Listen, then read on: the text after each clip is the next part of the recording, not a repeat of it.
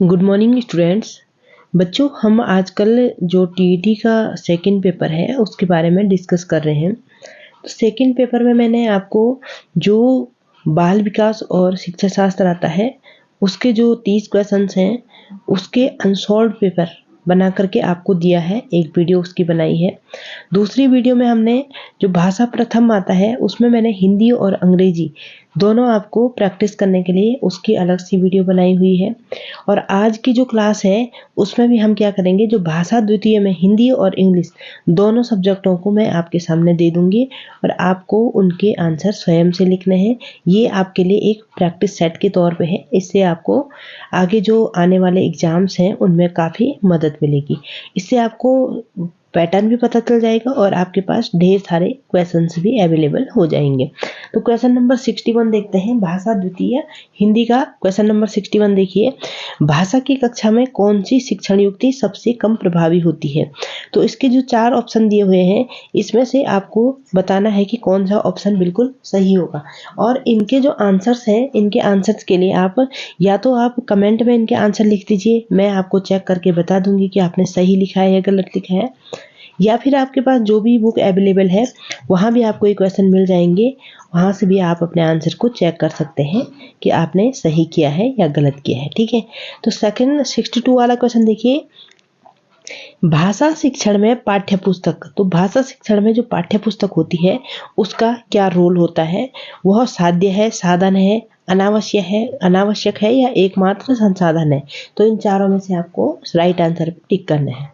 Question number 63 देखिए, भाषा के अभिव्यक्तात्मक कौशल। तो भाषा के जो कौशल होते हैं वो क्या क्या होते हैं? बोलना लिखना होता है, पढ़ना लिखना होता है, सुनना पढ़ना होता है या सुनना बोलना होता है। तो जो भी राइट आंसर है वो आप लिखेंगे। इस अनसॉल्व्ड पेपर को देने का आपको यह आशय है कि आप इसको लिमिटेड टाइम में पूरा करेंगे और आपको पता चलेगा कि आप इतने टाइम में पूरा प्रश्न पत्र हल कर पा रहे हैं या नहीं कर पा रहे हैं। क्वेश्चन नंबर 64 देखेंगे, भाषा अर्जन में महत्वपूर्ण है। तो भाषा अर्जन में महत्वपूर्ण क्या होता है? पाठ्य पुस्तक होती है, भाषा का शिक्षक होता है, भाषा के विभिन्न रूपों का प्रयोग होता है या भाषा का व्याकरण होता है। क्वेश्चन नंबर 65 देखेंगे, नासिकेतोपाख्यान के रचयिता हैं। तो नासिकेतोपाख्यान किसने लिखा हुआ है? यह आप अपनी कॉपी में लिखेंगे। क्वेश्चन नंबर 66 देखिए, 100 तथा 100 वर्णों को उच्चारण स्थान के अनुसार क्रमानुसार कहा गया है। तो 100 और 100 को क्या क्या उच्चारण दिया जाता है वह आपको पता होगा और आपने इसको अपनी कॉपी में लिखना है। उसके बाद हम आते हैं क्वेश्चन नंबर 67 की ओर। क्वेश्चन नंबर 67 आपके सामने एक गद्यांश है। ये देखिए, एक गद्यांश आपको दिया हुआ है। इस गद्यांश को आपने पढ़ना है और इसे पढ़ करके जो भी इससे रिलेटेड क्वेश्चन होते हैं उनको आपने सॉल्व करना है। यह भी आपके पास परीक्षा में पैटर्न आता है। यह रियल क्वेश्चन पेपर है। देखो, क्वेश्चन नंबर 67 है, समाज, राजनीति, अर्थनीति, विज्ञान और संस्कृति क्रमशः प्रतीक है। तो आप जब इस गद्यांश को पढ़ेंगे तो आपको इनके आंसर यहीं से मिल जाएंगे। दूसरा है, आर्थिक विकास और वैज्ञानिक उन्नति के बावजूद हमारा विकास अधूरा है। जब तक क्या पूरा न हो वह आपने इस गद्यांश से निकाल के देखना है। 69 वाला क्वेश्चन देखेंगे, गुलाब की खेती से लेखक का तात्पर्य है। तो गुलाब की खेती से लेखक का क्या तात्पर्य है? आप गद्यांश पढ़िए। सांस्कृतिक उद्यान में सर्वाधिक उत्तरदायी है। तो सांस्कृतिक उद्यान में सबसे ज्यादा उत्तरदायी क्या होता है वह आप देखेंगे। निम्नलिखित वाक्य में प्रविशेषण है, अत्यंत ऊंचे महल पर हंस बैठा है। तो प्रविशेषण क्या होता है यह आपको पता होगा और इसमें से आपने प्रविशेषण बताना है। पहाड़ों, झीलों एवं नदियों के चित्र दिखाना शिक्षण के किस सूत्र को दर्शाता है? तो शिक्षण के कई सूत्र होते हैं, उनमें से यह किसको दर्शाता है यह आपने बताना है। प्रेमचंद द्वारा रचित कहानी ईदगाह की विषय वस्तु का सर्वाधिक उपयुक्त उद्देश्य है। तो जो ईदगाह उसने बताई प्रेमचंद ने, उसका उद्देश्य क्या है वह आपने इसमें से देख के बताना है। आदिकाल को चारण काल की संज्ञा किसके द्वारा दी गई है? तो आदिकाल को चारण काल किसने कहा? रामकुमार वर्मा ने कहा, राहुल सांकृत्यानंद ने कहा, हजारी प्रसाद द्विवेदी ने कहा या रामचंद्र शुक्ल ने कहा? ये आपको बताना है, ठीक है। 75 वाला क्वेश्चन देखिए, सही विकल्प का चयन करते हुए निम्नलिखित लोकोक्ति को पूरा कीजिए। हिंदी न फारसी लाला जी। इसके बाद क्या आएगा, यह भी आप बताएंगे, ठीक है। क्वेश्चन नंबर 76 देखिए, जो किसी बात या उक्ति को तुरंत सोच ले उसके लिए एक शब्द क्या आता है। 77वां क्वेश्चन है, गवाक्ष का पर्यायवाची है। 78 वाला क्वेश्चन देखिए, हिंदी शब्दकोश में इनमें से कौन सा शब्द सबसे पहले आएगा। उत्पल का समानार्थी है। फिर है 80 वाला क्वेश्चन देखिए, निम्नलिखित में से मात्रिक छंद नहीं है। 81 देखिए, 1926 में प्रकाशित हिंदी का पहला आंचलिक उपन्यास माना जाता है।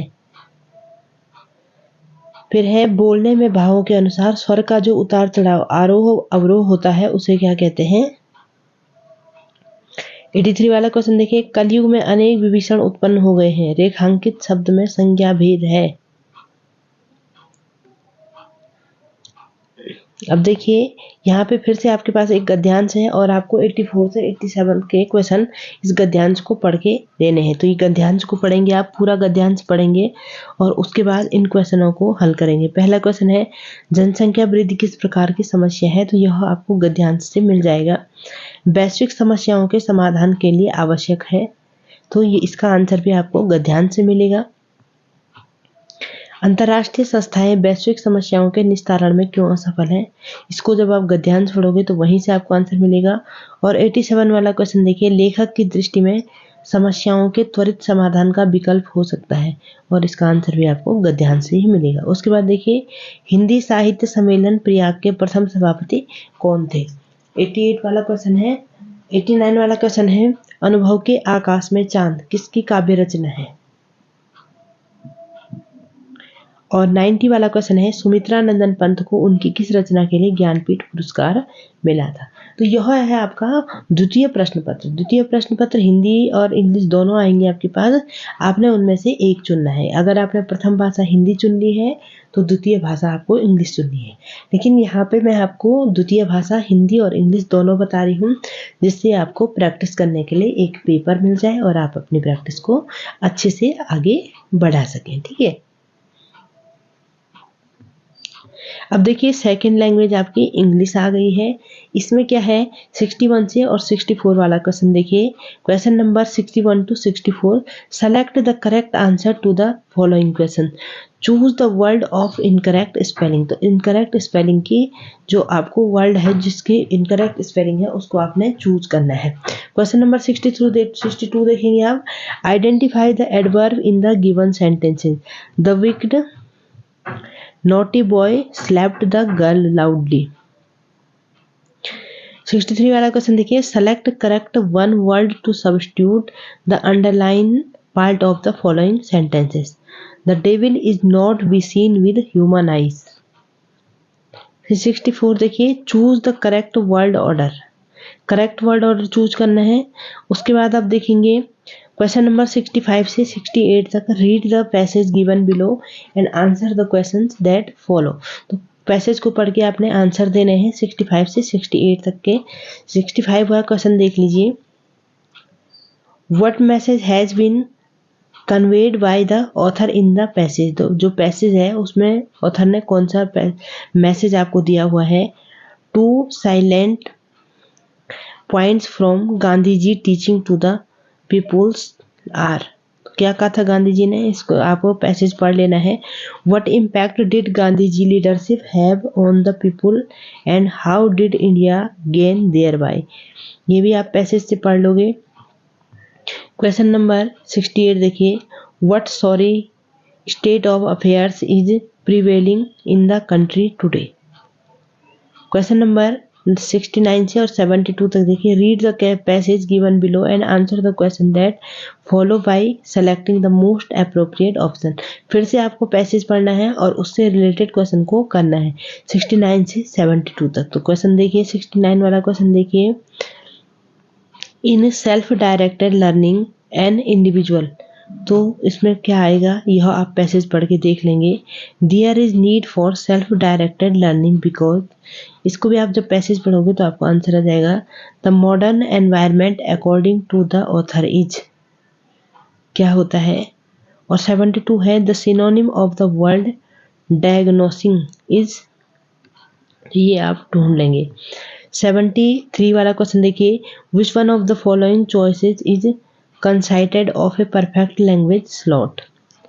क्वेश्चन नंबर 74 देखिए, in the content text of pupils learning difficulties which one of the following is not a learning difficulties। 75 वाला क्वेश्चन देखेंगे, the basic purpose of mid term assessment is, फिर है taxonomy of educational objectives is not related to which one of the following. फिर है the structural approach in teaching English correlates between.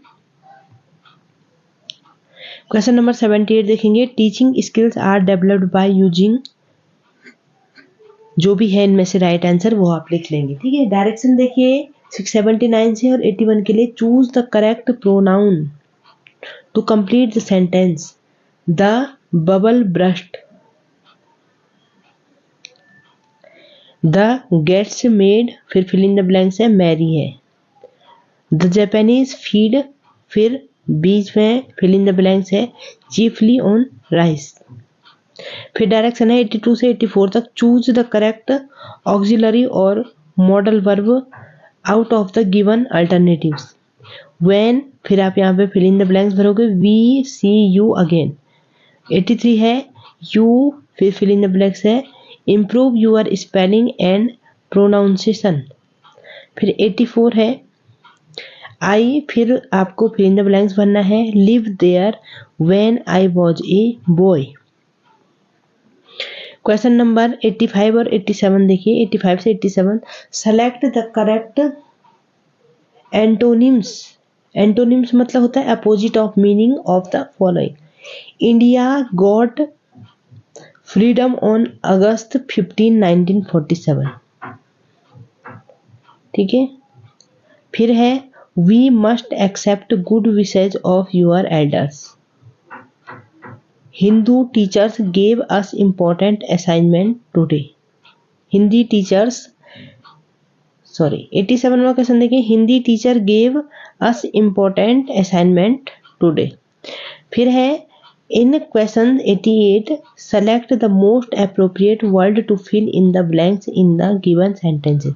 The story that the traveller, फिर यहाँ पे fill in the blanks बनना है was very interesting.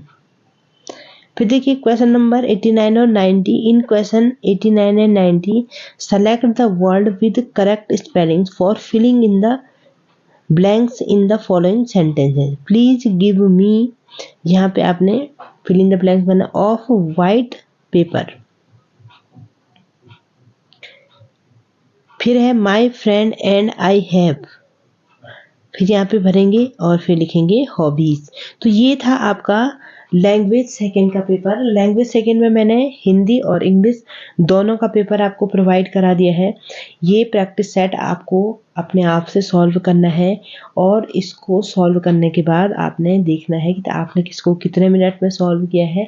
इसी तरह से मैं आपके लिए डिफरेंट क्वेश्चन पेपर लेके आऊँगी, आपको उनको लगातार सॉल्व करना है और उससे आपका जो पेपर देने का जो टाइमिंग होगा वह भी आपका फिक्स हो जाएगा कि इतने टाइमिंग में इतना पेपर हो सकता है, और दूसरा आपकी अच्छी सी प्रैक्टिस हो जाएगी।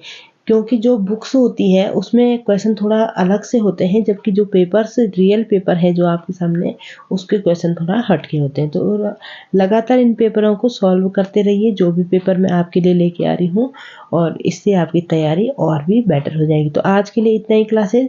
कल की क्लास में मैं इसका जो मैथ्स एंड साइंस का पोर्शन बच गया है उसको लेकर के आऊँगी, और फिर कल की वीडियो में हम इस पेपर को कंप्लीट कर लेंगे। और अगर आप कहेंगे तो मैं इन सबको एक ही वीडियो में डाल के आपके लिए प्रोवाइड करा दूंगी। ठीक है, थैंक यू क्लासेस।